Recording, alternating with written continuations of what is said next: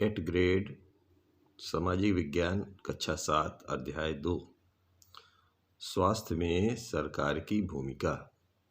और ये page number 166 में। तो जी शुरू करते हैं कि स्वास्थ्य से क्या आशय है। तो स्वास्थ्य का अर्थ है हमारा बीमारियों और चोट आदि से मुक्त रहना। इसके साथ साथ पीने हेतु स्वच्छ पानी, प्रदूषण मुक्त वातावरण, खाने को भरपेट भोजन और घुटन भरी अवस्था में ना रहना आदि स्वास्थ्य में शामिल है। अगला प्रश्न ये है कि बीमारियों से बचाव के लिए हमें किस तरह की सुविधाओं की आवश्यकता होती है।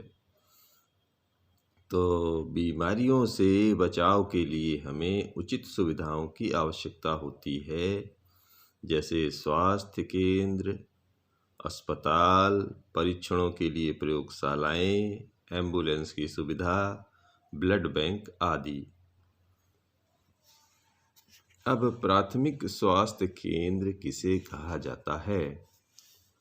तो ग्राम स्तर पर स्थित एक स्वास्थ्य केंद्र जहां एक नर्स और एक ग्राम स्वास्थ्य सेवक रहता है, इन्हें सामान्य बीमारियों के इलाज के लिए प्रशिक्षण दिया जाता है, वे प्राथमिक स्वास्थ्य केंद्र कहलाता है।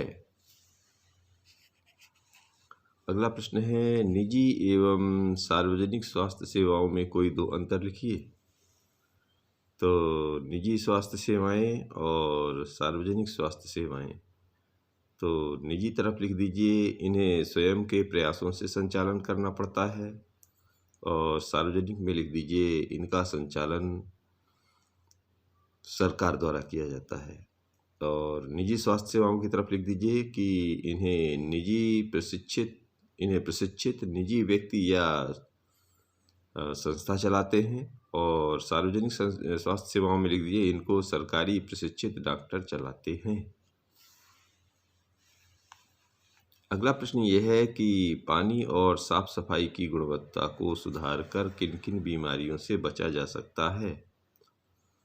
तो पानी और साफ सफाई की गुणवत्ता को सुधार कर कई प्रकार की बीमारियों से बचा जा सकता है, जैसे टीबी, मलेरिया, पीलिया, दस्त लगना, हैजा और चिकनगुनिया आदि।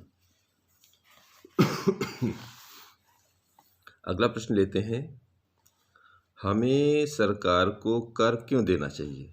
कर माने टैक्स। तो सरकार कर के माध्यम से प्राप्त धन का उपयोग विभिन्न प्रकार की सार्वजनिक सेवाओं को मुहैया करवाने में खर्च करती है, जिससे सभी नागरिकों को फायदा होता है। इसलिए हमें सरकार को कर देना चाहिए। अगला प्रश्न ये है कि हमारे देश में क्या सबके लिए पर्याप्त स्वास्थ्य सुविधाएं उपलब्ध हैं। तो हमारे देश में सबके लिए पर्याप्त स्वास्थ्य सेवाएं उपलब्ध नहीं हैं। शहरी क्षेत्र में सार्वजनिक सेवाओं के साथ निजी सेवाएं भी उपलब्ध हैं, परंतु ग्रामीण इलाकों में ये पर्याप्त नहीं हैं। भारतीय आयुर्विज्ञान परिषद का आयुर्विज्ञान नैतिक संहिता संदेश क्या है। तो जी इसका लिखना है, भारतीय आयुर्विज्ञान परिषद का आयुर्विज्ञान नैतिक संहिता जहाँ तक संभव हो प्रत्येक चिकित्सक को औषधों के जेनेरिक नाम ही उपचार पर्ची में लिखने चाहिए और सुनिश्चित करना चाहिए कि यह युक्तियुक्त और उपयुक्त रूप में हो। अगला प्रश्न लेते हैं, कोस्टा रिका को मध्य अमेरिका का सबसे स्वस्थ देश क्यों माना जाता है। तो कोस्टा रिका की सरकार ने सेना न रखकर उन पर होने वाले खर्च को अपने देशवासियों के स्वास्थ्य के विकास में लगाया और सभी स्तरों पर उत्तम स्वास्थ्य संबंधी ज्ञान एवं सेवाएं उपलब्ध कराईं। इसलिए इसे स्वस्थ देश कहा जाता है। अगला प्रश्न लिखिए कि हमारे देश में केरल राज्य में स्वास्थ्य सुधार की दृष्टि से क्या व्यवस्थाएं की गई हैं? तो जी इसमें देखिए 1996 में केरल सरकार ने पूरे बजट का 40% पंचायतों को दे दिया।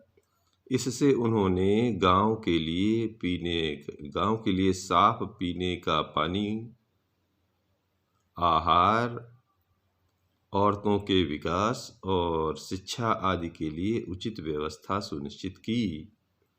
इन सब कार्यों से स्वास्थ्य के स्तर के साथ साथ अन्य स्थितियों में भी सुधार आया। ये थी मुख्य व्यवस्थाएं। धन्यवाद।